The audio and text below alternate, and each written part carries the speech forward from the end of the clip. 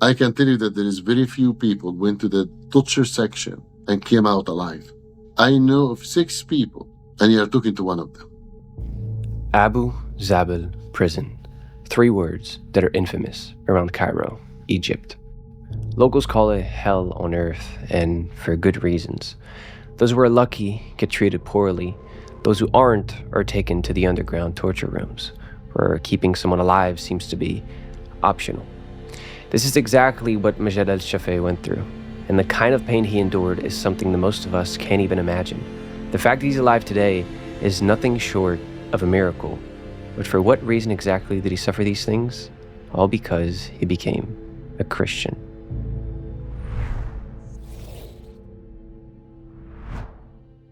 Hello and welcome to the Almost False podcast, where I interview regular people with incredible stories. Today's interview is one that I've had a lot of trouble to digest. It's an incredibly heartbreaking story, and please don't be fooled by the occasional laughter, although Majed is a pretty funny man. It was honestly very hard to listen to, and it was even harder for him to relive these moments. I appreciate him for doing so, though, because there's a lot of people who went through similar things, but unfortunately, for many of them, their stories are buried along with them. Just for the record, before we start, if you hear some inconsistencies when it comes to the timeline of events, I got clarification from Majed afterwards, and I put the explanation in the description for those who want to go look at it. So with that now out of the way, let's get to the story of Majed al-Shafei, the teenager who went from being a law school student to being the most wanted man in all of Egypt. I was born in Cairo, Egypt. I was born in 1977, which means that I'm still young and handsome. Let's not forget that. Most of my family worked in the legal career. So when I was born in a bedroom full of books about laws, justice, freedom, human rights. I believed in every and each one of these books I read. I read every and each one of these books. My father was a lawyer. My brother is a lawyer. And my uncle is a judge in the Egyptian Supreme Court. So when you're born from family like this, you found this huge library, but also you have this discussions about how important is the rule of law and how important it is human right. So that was my upbringing. After I finished my high school, I decided to join the law school. I remember when I was 9 years old, I used to stand up in front of the mirror with my underwear and put a towel on my shoulder and act like a lawyer in the age of 9 years old. Until my mom came by and she said, "Son, wear a pants, please, if you don't mind." So anyway, so after I finished my school, I went to the law school in Alexandria, and that's when I graduated as a lawyer, and the rest is history. Okay, so we get the history as a lawyer, which actually is going to be pretty important, I think, for the rest. But let's also get the history of religion. So how important was religion in your household? My family, what you call moderate Muslims. They are wonderful people. I see, not especially my mom. So my father died when I was 2 weeks old. So I did not have the chance or the privilege to know him or spend time with him. But I know how wonderful he is from everybody talking about him.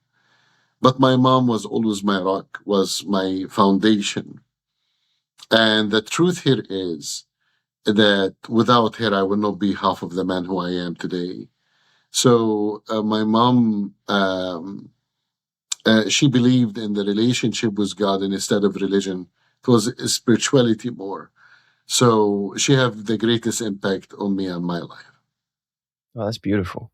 Thank you for sharing this. So let's go back to when you were 19. I think that's where you left off with maybe a little bit later when you graduated law school. But can you explain how devoted you were to Islam? And we'll start from there. Islam to me was a culture, was a tradition per se. Like we go to the mosque, in Eid, we have Ramadan, the family gathering. It was more a tradition or culture per se. When I went to the law school in Alexandria, the reality of the persecution that happening to the Christians and the minorities in Egypt shocked me to the core. And I will tell you why this is surprised me. Because in my humble belief, you do not persecute somebody unless you are scared from the truth that they carry. So, what kind of impact did that have on you? If we kind of can go back in the mind of when you were younger, you go to this school in Alexandria and you find out that these Christians were persecuted. How bad was it, and what kind of impact did it have on you at the time? I was in the law school, so I was studying law at the time, and it was the last year. And the impact made me wonder why. Why the persecution? Why the torture happening to the Christians? And you have to understand, and for the people that listening to us, Christians is the most persecuted religious group in the world today. There is one persecuted Christian every 3 minutes worldwide. Just last year, over 167 Christians, Southern Christians, 167,000 was killed for their faith. Between 200 to 300 million persecuted Christians worldwide. So there must be something, and that's what shocked me, and that's what made me ignite the why. What is it that we are scared from the truth that they carry? What is it, the truth? So that's when I went to my best friend, Tamer. My best friend, Tamer, was a Christian. I was a Muslim. And I told him, Tamer, why there is persecution happening to your people? And he said, Majed, I cannot answer you because I'm afraid that my answer can affect our friendship together. But I will give you a book. Read this book, and you found answers for every question that you have. Gabriel, this book was not about rules and regulation. This book was about love and forgiveness and sacrifice. We call it the Holy Bible. Now, I didn't know anything about the Holy Bible. I didn't know the difference between Old and New Testament. I opened it like that. And it was John 8. And in John 8, they brought a lady commit adultery, throw her in front of the Lord, and told him, if you're really Son of God, judge her according to the law of Moses. Now, according to the law of Moses, this lady, she deserved to be stoned to death. So the Lord started to write down in the sand by his finger. They repeated the question again.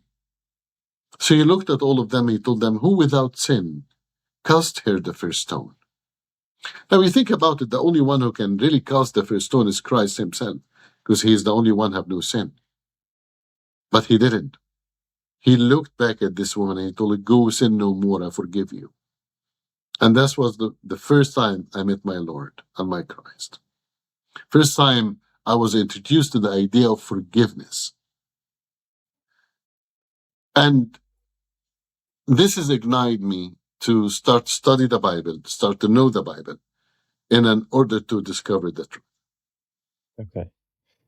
And obviously, living in Egypt, there's a lot of persecution. That's the reason why you started becoming interested in Christianity in the first place. So, what kind of impact did that have on you?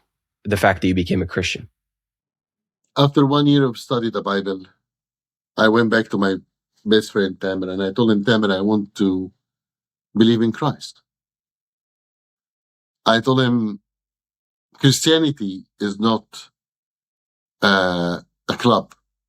Christianity is not that you go to the church every Sunday, hallelujah, bless the Lord, I'll see you Lord next Sunday. Christianity is not a religion. Christianity is a relationship with God. And I told him, Tamer, I accept Jesus, my Lord and my Savior. Now I understand the true meaning of love, sacrifice, somebody to die for me in the cross. Nobody ever sacrificed you in any other belief. I'm sorry to put it this way, but that's the truth. In almost every belief, not almost, in every belief, the king will send his people to die for him.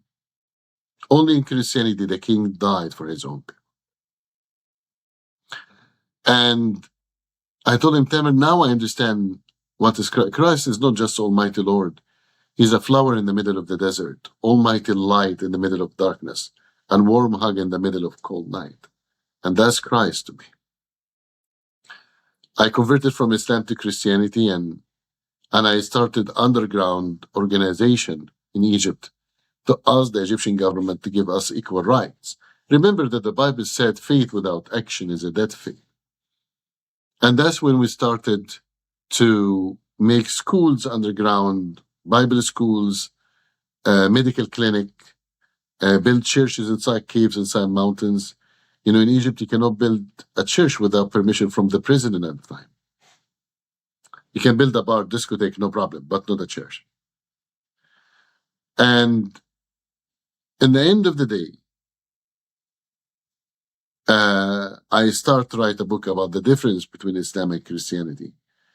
And that's once you become very well known and very popular, and the organization that we created underground grow up to be a huge organization, more than 24,000 in one organization, 24,000 individuals, I mean. Many of them used to be a Muslim converted to Christianity. And in the end, in August 15, 1998, I was in my office in Al Haram Street. That's when I heard knock on my door. I went to open the door, and somebody asked for a name. I told him nobody here by this name. I closed the door. 2 minutes later, 5 soldiers, 2 officers, they came, they broke the door, and they arrested me from my home. And that's when they took me to a police station. It's called Lazugli police station. It's behind the Egyptian parliament. And the officer, they said, listen, we know everything about you. We know about the book that you wrote. We know about the organization that you created, but we don't know who the rest of the group. We know you as the head, but we don't know who else part of this group. I told him, and why? I told him, well, why are you asking me if you know everything about me? I told him, you don't have, if you claim that you know everything about me, why are you asking me? He said, listen, you want to play tough? We can play tough together. I told him, tough is my middle name. You don't need to worry about it. Next day, they transferred me to Abu Zabal prison. And for the people who's listening to us right now, Abu Zabal prison, known in our country, in our region, as hell on earth. That's what it is. 25% from this prison is underground. It's like basements or graves, and that's where they torture people. I can tell you that there is very few people went to the torture section and came out alive. I know of 6 people, only 6 people that came out of it alive. And you are talking to one of them. The torture is like for 2-3 hours, and after that they give you rest between, and after that another 2-3 hours, and after that another break from morning until evening. The torture, the officer that torturing you, they always wearing a mask so you cannot see their faces, and they always calling each other by numbers, not by names. So you cannot see their faces. You don't know their the names. Before we continue, I just want to ask something to get a little bit more clarity for people that are not familiar with the Middle East and with Egypt and with Islam in general. Can you explain why? Because you talked about they arrested you. I think for a lot of Westerners, it would be like, well, why did they arrest you for writing a book? So can you maybe explain the mentality of why they do what they do? I was planning to explain later when you get to the court, because you will understand the charges. But basically, any conversion from Islam considered as a crime and can put your life and your family life in danger. It's not like freedom of religion here in Canada. You can convert to any religion you want. Not in the Middle East, and definitely not in Egypt. It's a serious matter. So that's why the imprisonment and the torture. The torture is, the way that they torture you is a different degree. So every day is a different degree of torture. So if you did not speak today, the torture will take you to the next level and next level and next, the officers. I was there for 7 days. For me, it was like 700 years. Day number 1, they shave the hair of my head. And they have 2 big containers of water, one cold water frozen with ice in it, and one is a very hot water, and you can see steam coming out of it. So they shave the hair of my head, they tie my hand. 4 officers, they will dip your head in a cold, very cold water and immediately exchange it in the hot. And they will go back and forth like that. You try to do this in your hand and it kills you. To go from severe hot to severe cold. But with your head as well, it gives you the illusion of drowning because you have very limited time to breathe between both. And they did this for the whole day. And after that, and then they throw me in my cell. And they told me, "You telling me the name of your friends?" I told them, "I don't know what friends you are talking about. And quite honestly, I'm very handsome without hair."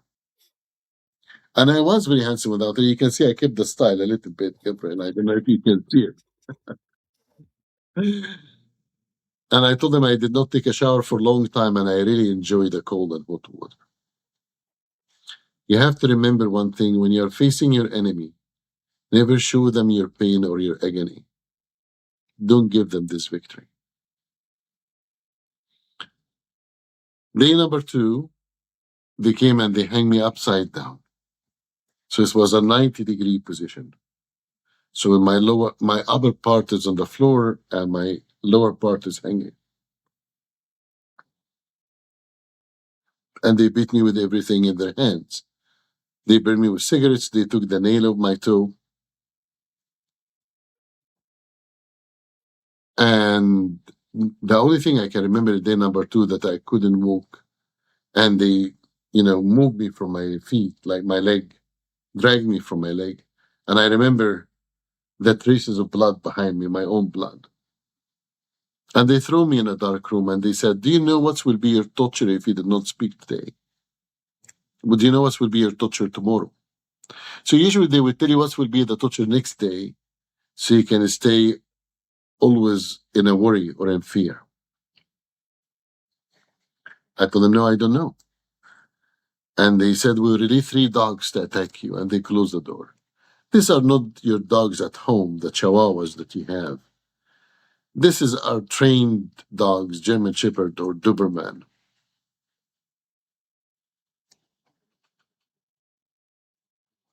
And what you do if you are in my place? You're underground, you're bleeding, you don't even have a window, you don't see the sky, and next day you will feed 3 dogs that will attack and will eat your flesh alive. That's what you do, you pray. And that was my prayer in this night. That was my prayer. I said, "Lord, I want to thank you for your gift on the cross. I want to thank you that you died for our pain and our sin and our disease. And I want to thank you that you rose again to give us the way and the truth and the life. I don't regret my belief in you. I don't. And even if you give me another life, I will still do the same. You died for me, and I will live and I will die for you. But I have one request, Lord, kill me before tomorrow morning." My main problem or my main concern that under pressure or under torture, I will say the name of my friends. That was my main fear. Let me put it in a very nice way. Chris is like bag of tea. You don't know how strong they are until you throw them in hot water. So you always doubt how long can you remain strong. And then I end my prayer. I told him, "Kill me before tomorrow morning." And that was my prayer.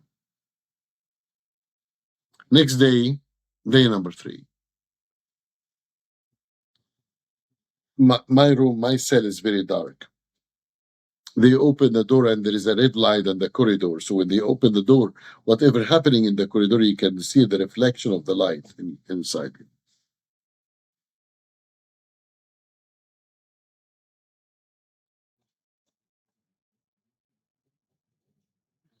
And I can hear the shadow of 3 dogs getting closer and closer to my room. And I can hear the way they breathe. They breathe heavy, the chain around their neck. So I went and I sat down. I put my back in the corner, like a corner wall. And I sit down in a position that my knee is on my chest and my hand is on my face like this. What I was trying to do, that I was trying to protect, your main organs when the dogs attack you. So you try to protect your face, your neck, the chest area, and your back, So the dogs, when they attack, they would just attack the flesh from outside. Now, they don't teach you that in the school. They don't teach you that in universities. This is your natural instinct of surviving will come out of you in such a situation. So I went and I sat down in the corner. I was in this position, and I can hear the dogs getting closer and closer and closer to my room until I know that they are in my room. And I can hear them breathing beside me. My hand is covering my face. But I couldn't feel any agony. I couldn't feel any pain. And I wondered why. And that's when I start to remove my hand just a little bit from my face just to see what's happening. And that's what I saw. All three dogs sitting around me. None of them moved one single step. One single step. And I remember the officer took his belt and beat them so hard to attack, and they didn't. So the officers took the three dogs and said, maybe there is something wrong with the three dogs. Go get me another set of three dogs. And another set of three dogs stood in the same position, was one little different. The middle dog took a step forward and he licked my face. Now, Gabriel, not that long time ago, I was speaking in the American Congress. And after I finished my testimony, there was a congressman who came and he said, Reverend Shafi, can I speak with you? I told him, yes, sure.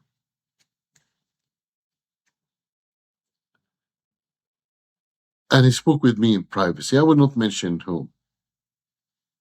I said, Reverend, I want you to know that I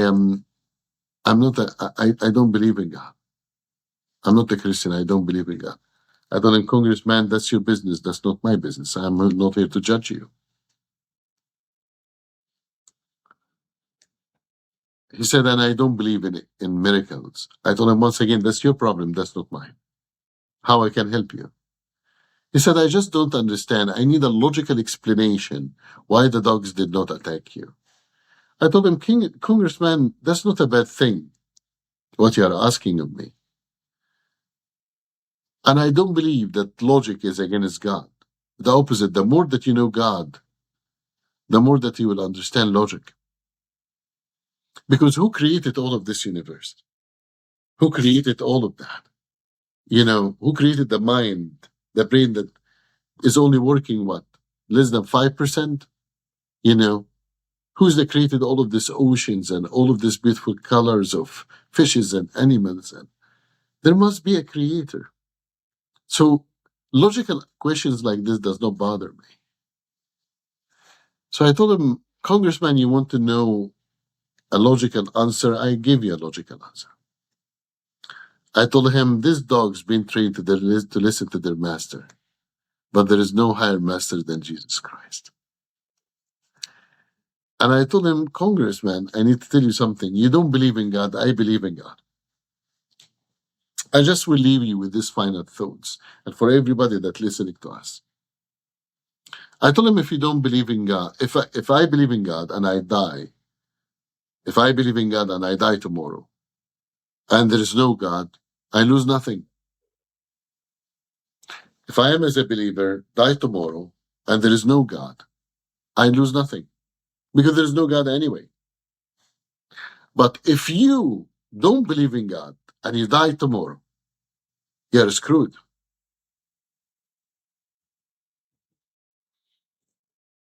And I left. Back to the cell, the officers got the same message that I got, that maybe I'm alone, but I'm not lonely, Gabriel. They closed the door. I didn't hear from them the rest of the day.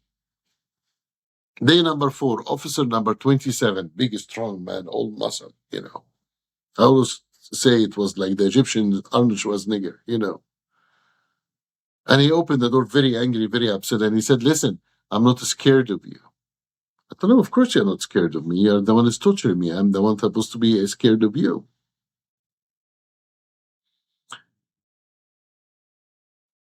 He said, listen, you give me the name of your friends, I will release you from the prison. I will make you witness in the case and I will release you. You want money? I give you money. You want brand new car? I give you brand new car. You want bigger house? I will give you bigger house. You want beautiful girls? I will give you beautiful girls. Whatever you want.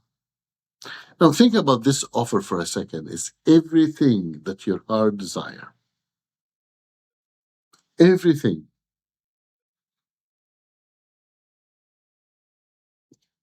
And I told him, officer, I agree with you. I like the deal. I will take it.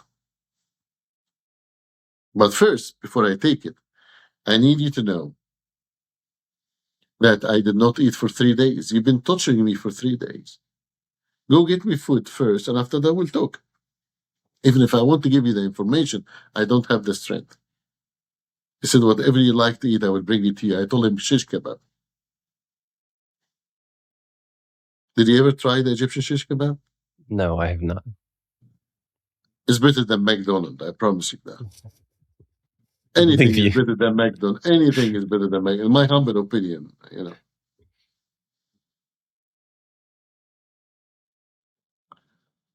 I went, I sat down, I ate. He said, now you tell me the name of your friends? I told him cup of tea first, and after that we'll talk. And after that we sat down, I had a cup of tea. He said, now you tell me the name of your friends. I told him, officer, I have a problem. My group is a big group. We're talking about 24,000. I will not remember all their names. But I can tell you the name of our leader. You can catch him, and he will remember their names one by one. He said, the leader, I thought with it. You're the leader. I told him, no, sir. I'm just a servant. And I told him the name of our leader, Jesus Christ. If you can catch him, catch him. Now, I can assure you he was not very happy. Officer number 27, he punished me 2 punishments.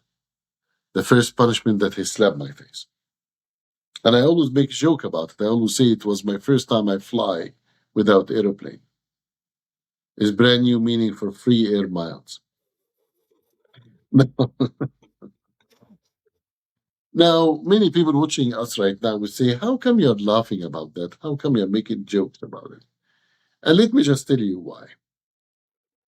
See, officer number 27, when he tortured me, when he slapped me, he thought that for the rest of my life I would be broken pieces. He didn't know that Christians, you can torture their body, but you cannot touch their soul. I'm laughing not to make fun at the situation. I'm laughing because he could not, and he would not, and nobody in this world can break my spirit in Jesus' name. No one.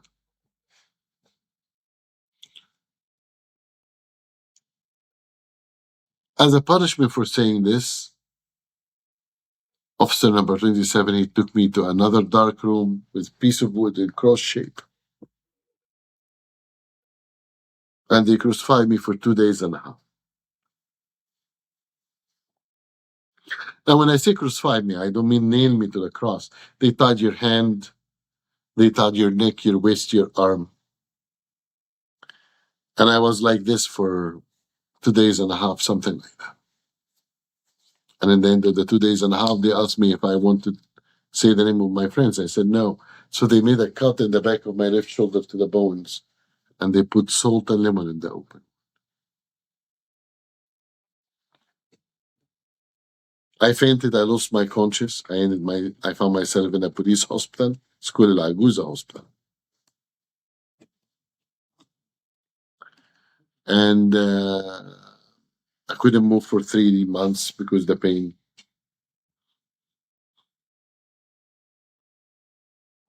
And after that, I was put in a house arrest for almost a year. Why house arrest? Because they have to destroy your reputation first. If they kill you immediately, they made out of you a hero, a martyr. So they called me crazy and they put me in my home for another almost a year house arrest. After almost a year, a court martial was formed, and I was not allowed to bring a lawyer. It was a kangaroo court, and the Canadian judge said, sorry, the Egyptian judge, the general, said, we charge you with 3 charges. The first charge, listen to this carefully. The first charge was try to make revolution on the Egyptian government. Second charge, that I tried to change the official religion of Egypt from Islam to Christianity. But listen to the third one, that I love and I worship Christ. This was one of my 3 crimes. And I would tell you what I told the judge in this day. If loving Christ is wrong, I don't want to be right anymore. And if worshiping him is a crime, I'm guilty as charged, Your Honor. And I received the death penalty by hanging in 4 days. They transferred me to my house arrest. My team came, they attacked the house before my death penalty by 4 hours. None of the Egyptian soldiers was killed, but 2 of them was wounded. And I was able to escape from Cairo to Alexandria. I hide behind the Lamfushi police station, which is, why behind the police station? Because this is the last place that the police would try to find me. And during this time, the Egyptian government put my pictures and my name, and they offered, money for ever give me information about me. So my team told me, you cannot stay in the country. Everybody's looking for you. That's when I decided to cross the border from Egypt to Eilat by smuggling and claim refugee status there. I tried to study the English, the Israeli and the Egyptian escape plan, and through the mountain is very high. It was only through water. But you need to keep in mind that if you try to cross, they will shoot you. There is 2 military boats standing against each other. One is Egyptian and one is Israeli. You try to cross, they will kill you. So I waited until 5:30 p.m. The sun is behind me, which is mean anybody will look at me will be blinded for a few seconds. And I stole jet ski, and I crossed the border from Taba to Eilat. Now, many of you will say, but you're a Christian, you're a man of God, how could you steal a jet ski? I stole the jet ski, sue me. And it's easy to steal a jet ski. All what you have to do, the wire, and I'm not doing it. I will not tell the people how to do it. I took the jet ski, I crossed to Eilat. And if you try to cross this way, they will shoot you. Try to cross this way, they will shoot you because they're facing each other. So I crossed between them.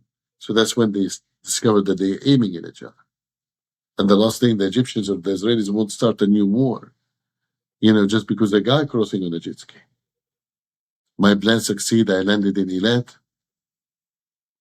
and I requested asylum.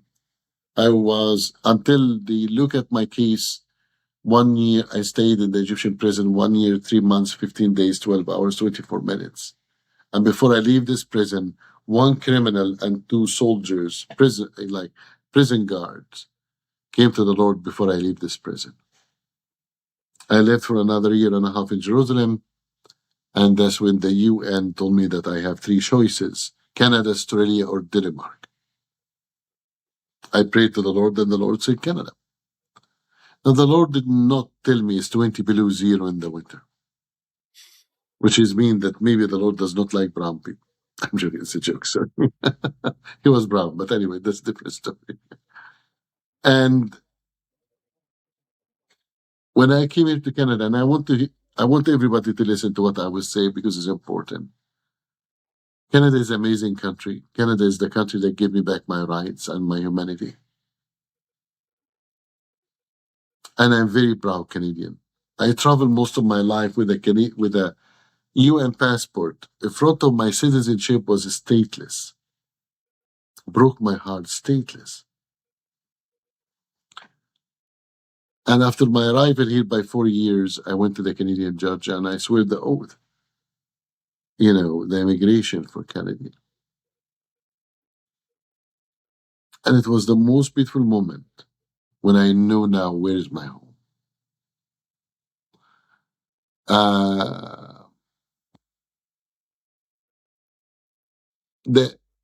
In general, the Canadian judge was, when he was giving me the certificate, he said, "Son, what the first thing you want to do as a Canadian?"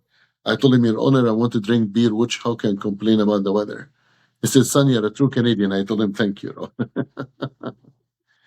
And that's when I came here and I started One Free World International, human rights organization to help people used to be in the same position like myself. Wow. I want to come back to this later, obviously, talk about what you've done since, but there's a few clarifying questions that I want to ask before we get there. So we talked about your whole family being Muslim. When you became a Christian and when you were trialed and they put you on death row, how did they react to it? They encourage it. My uncle went to the judge and asked him to give me a death penalty to clean the family name. But if the whole world came against you and want to kill you, nobody will be able to kill you except as long as you believe and you know is the will of God. We are always safe when we are in the palm of His hand. I can tell you that much. Can you explain why, in the mind of a Muslim, it's a crime to believe in Jesus? Because I think a lot of people would not understand. Is there something in the Quran that talks about this? Why do they care so much about killing people that leave their religion, and maybe even more specifically Christians? Because they become an infidel. This means that they disbelieve in their God and they become believer in another God. Keep in mind that the Muslims believe that Jesus exists and they call him a prophet. Jesus was not a prophet. He was the Son of God. He was God. And this is what they cannot accept. Regardless, if I can accept them and they cannot accept me, but still, we are human. And still, you cannot take everything with violence. Now, I'm not saying all the Muslims reacted this way, but definitely it's happened often. And until now, I still have threatening calls and hate emails almost every day. So now, obviously, it's been many years, and you've learned a lot. Can you maybe give us an estimate or just an idea of how common it is for people to go through persecution and to go through some of the things actually you went through? Every case and every experience is individual experience. I can tell you there was a story, like one of the stories in Iran, of a young lady converted to Christianity and her family beat her and took all her clothes from her and she ran in the streets naked to her friend. So her family was trying to pinpoint where she is. So they asked everybody in the neighborhood, "Did you see the naked girl that was running?" Nobody saw a naked girl running. They told him nobody here naked was running. It's actually, we saw a very beautiful girl wearing very beautiful dress was running in the street, but not naked. God closed her. I know what I'm saying for some people will not make sense, and that's fine. That's their problem, not mine. The visions and dreams, I know that God exists because I talked to him this morning. Because I saw his grace and I saw his love. I saw how he will care about every fish in every ocean, every bird in every tree, and every little ant under every rock. There is many stories and many testimonies. People coming to the Lord every day, not because of the religion, but because they found the peace. They found the Holy Spirit. They finally can be satisfied. They finally can see happiness in their life through their belief. And that's what I encourage everybody to do right now. Can you talk more about the organization that you founded after coming to Canada? Obviously, it's understandable why you have a heart for people that are persecuted, but what do you do now with that? One Free World International is a human rights organization, and we help the minorities all around the world. Doesn't matter what they belong to what religion or to what cases. We fight for the freedom of religion. So if you believe in God or not, you're a human being, and through the love of Christ, we will help every and each one. Our organization is specialized in the front line, so we went to Afghanistan, Pakistan, Iraq, Syria, uh, uh, and Ukraine. We help. So we have 4 different group issues that we help in. First of all, risking mission. For example, with the Yazidi girls, when ISIS kidnapped the Yazidi girls, and even in Syria, when there is now kidnapping happening from the Syrian government against the minority girls, the Christian girls, and the Druze girls, and the Alawis girls, we try to rescue them and we get them home. So rescue missions. The second mission is humanitarian mission. So we go with the medical supplies, humanitarian aid, try to help the poor and the needy to the best of our ability. Our resources is limited. So in many cases, we just trust God to provide to us in order to be able to take it to the next level and to rescue more people. And there is wonderful, wonderful people came alongside of us and stood with us, like a ministry in the state, for example, Blue Flame 49, Pastor Sherry and Pastor Scott Noble. Wonderful people. They stood beside One Free World International and they carried us on in their shoulders. Really, really. Another issue that we advocate on behalf of the religious persecution that we see around the world. And another thing that we try to help here in Canada, helping resettling them. When we rescue them and we bring them here, we try to help to resettle them and helping rescuing them. So that's what we do in Africa. And how many years have you been doing this now? More than 15 years. We have now branches in more than 28 different countries.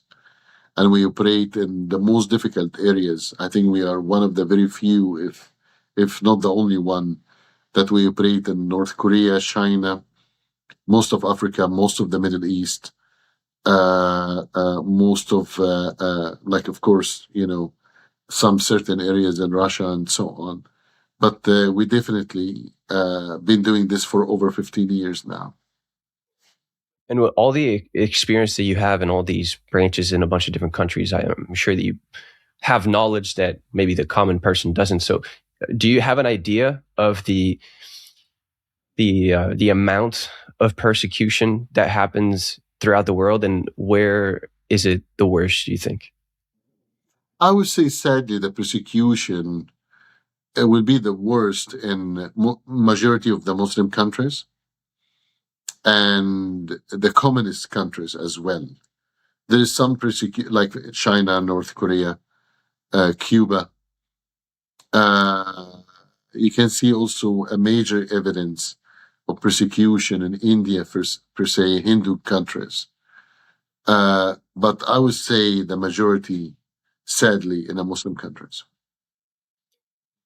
And is it, because with your story, obviously it was your faith in Jesus that got you persecuted. Is there a mix throughout the world of the people getting persecuted? Is it mostly Christians? Is it, partly Christians and other kind of religions? Can you maybe expand on that if you know? As I said, we are the most persecuted group as Christians. Definitely we are. But obviously there is another persecuted groups, like, for example, the Muslims in China, the Uyghurs.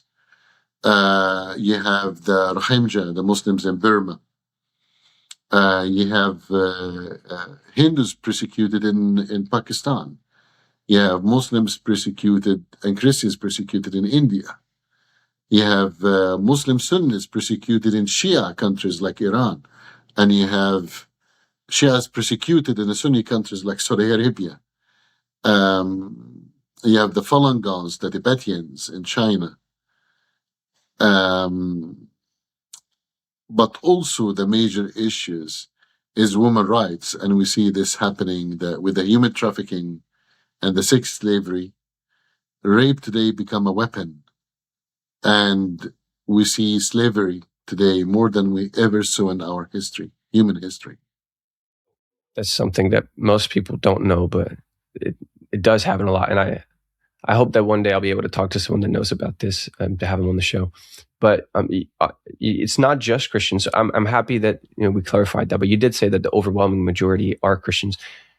Why do you think that is? Christianity is the most well-known religion around the world. And Christianity speaks about love and freedom. In China, for example, nobody wants to talk about freedom. And the fact that Christ came to give us the truth and the way and the life. This is a threat to many of these political systems. But also in the Muslim countries, the religions that they believe that this is the main religion of God, and anybody else believe in any other religion is an infidel. So that's also part of their education. So remember, Egypt, for example, was a Christian country until the 7th century. Until a man by the name of Umar ibn al-As, he entered Egypt by force and he converted the majority of the Christians to Muslim. So Christianity will always be a threat to darkness. Christianity will always be a threat to the injustice. Christianity will always be a threat to dictatorships. Christianity will always be a threat to the lies and the illusion that these governments trying to give their people. Nobody in the history of mankind died for me and you except Jesus. This unlimited love, unconditional love, everlasting love, eternal love, you cannot find it anywhere else. And darkness will always try to stop it. It's as simple as that. Well, Majed, thank you for sharing with me. I know it's very difficult to relive these moments, so I very much appreciate it. I want to leave on this note. I want to give you the opportunity to, give some final words to the audience. So, if there's one thing you would want to tell people that are watching or listening, what would you say? I want to tell them, after you heard my testimony and you saw the problems and the issue, you have two options in life: to become part of the problem or the heart of the solution. I want to tell them that your voice counts. I want to tell them that you can make a difference to save people's lives. Never say, I'm just one person, I cannot do. I am one person. When I came here to Canada, I came with $100 in my pocket. Now I have a 75, so it's going great. Our enemy, the enemy of freedom, the enemy of justice, the enemy of truth, will always try to destroy us. They can hurt our body, but they cannot touch our souls. I promise you that. Freedom will always be bulletproof. I can assure you that after every night there is new morning and a new day. After every storm there is sunshine. And after every persecution there is victory in Jesus' name. I would like to invite you to come to his arm, to feel his love. Our God is not the God of death, is the God of life.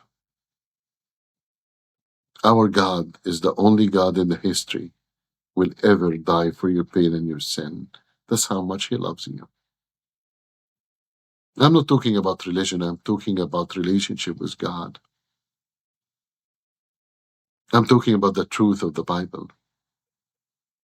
The only truth is the Bible. Our enemy have very strong weapons, a very strong army, have very strong, ammunitions. But we have the Lord Almighty. Even in the midst of the darkness, we will always have the candle of hope. There is one thing that all of you need to remember and need to know. They can kill the believers, but they cannot kill the belief of our hearts. They can kill the dreamer, but no one can kill the dream. Thank you for having me, Gabriel. Thanks for listening to this episode of the Almost False podcast. If you feel led to support the work of Majed and his team as they fight for the religiously persecuted all over the world, you can find links to his organization in the comments next to guest links. And if you'd like to hear a little more about him and his story, we recorded the after show in which he shared some very difficult details that he doesn't usually talk about publicly, which I'm very grateful that he did. And he also talked about the inevitable path that the Western world is heading towards if things don't change. If you enjoyed what you heard today, please subscribe, follow, leave a review, whatever you want to do. And if you want to find the extra videos or support the work that I do, you can do so on almostfalse.net. Thank you for being with us. I wish you a great rest of your day and stay blessed.